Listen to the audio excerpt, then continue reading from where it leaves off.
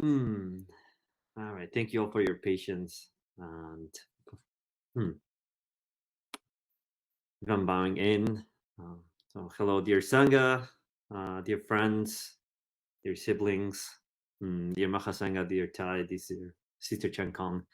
Yeah, happy to be here and with you all. It's very weird for me to not see people's faces and just see panelists, but uh, I'll bear with it. I'm also dealing with part of the practice. So our landlord didn't inform us that they're gonna do some painting and washing of the apartment today. So I think they're gonna close down all the windows and the walls and start painting without letting us know anything. So I hope there's nothing interrupted. But anyway, so bowing in from Tongva Land, from the Habitat Land, Los Angeles, California. I go by pronouns he or él. I'm from Mexico, born and raised in Mexico City, and immigrated to the U.S.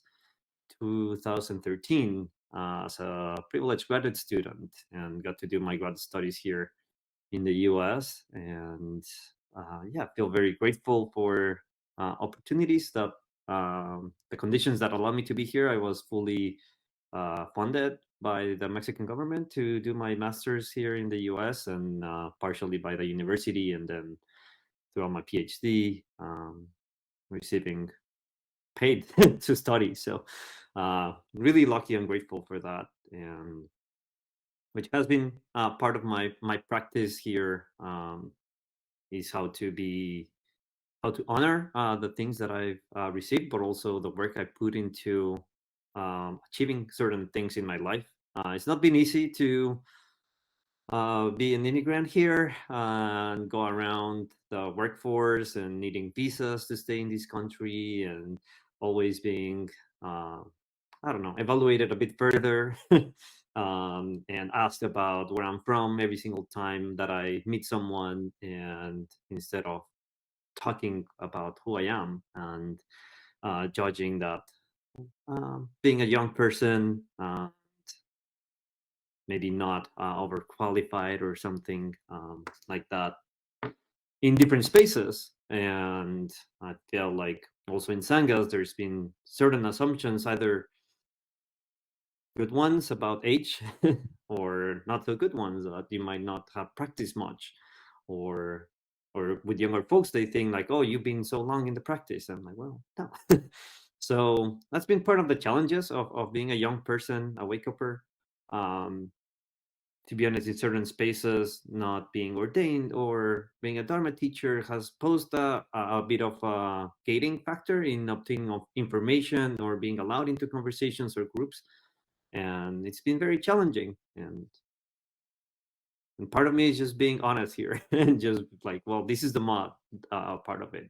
And along with privileges of being a young person and being okay to try and learning as we go. Um, might be a bit easier to also just go with the flow and be in the learning process, because also it's accepted in a way.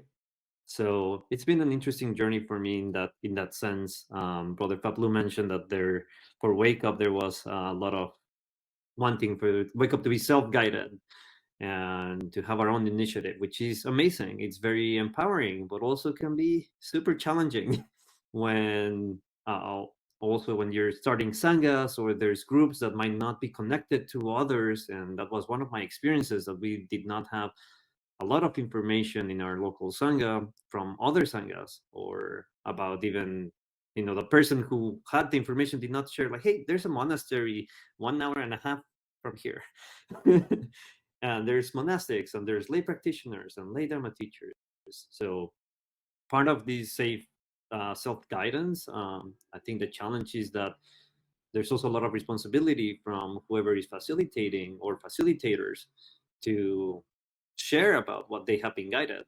And so it can be very challenging in the sense that you might just feel lost, and there might be times when a lot of difficult situations comes in sanghas, and especially I felt in younger groups there's a lot of tension for multiple reasons, and in multicultural groups that we might not have the capacity to know how to address these or be in harmony around it, and we might suppress it and not talk about it.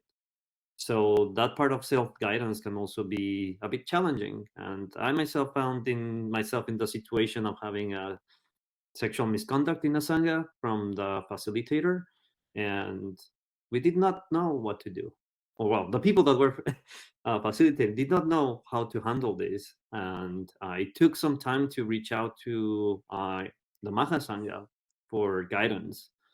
And I think that a bit of the separation from other sanghas or from dharma teachers or monastics like impacted the time in which we were able to address this.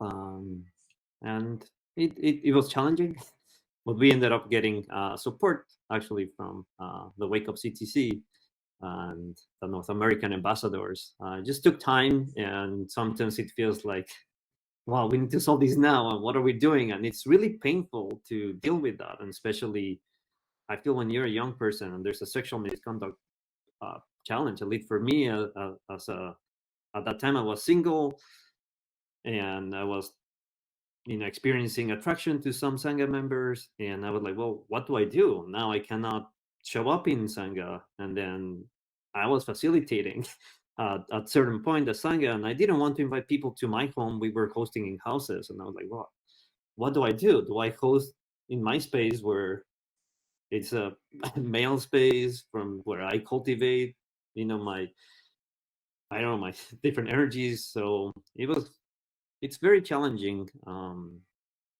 to not have that support or guidance, and yeah, not knowing how to deal with these things and asking for support within your sangha, and everybody's like, well, we don't know what to do.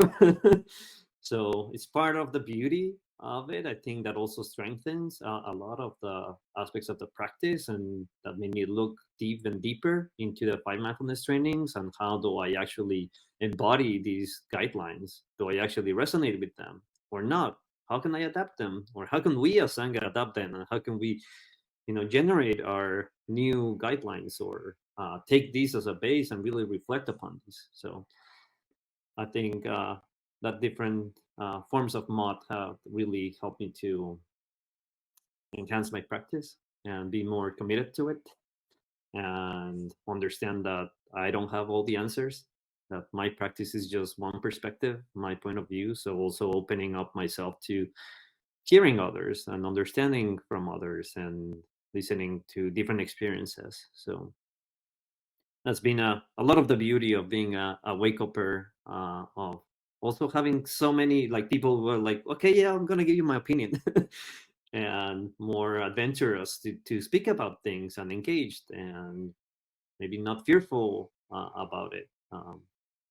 So yeah, those are a bit of the things that I wanted to talk about. I could continue talking about this, but lastly, yeah, this being a wake upper also is challenging in the sense that I feel like we're when it, at least for me, when I was in my 20s, I was exploring still myself. Who am I? And I still am. It doesn't stop, but I feel like at those points, it's just so crucial to find that identity, and I'm not feeling understood. So that might lead to a sense of not belonging.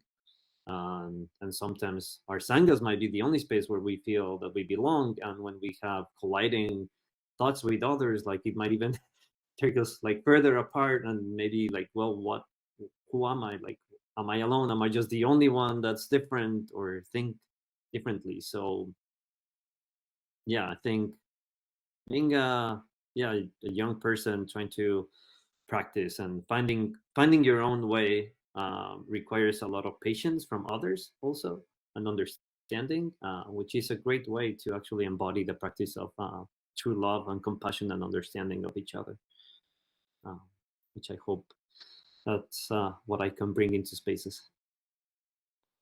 Anyway, I think that's all I have to share for now, and thank you for your patience. Bowing up.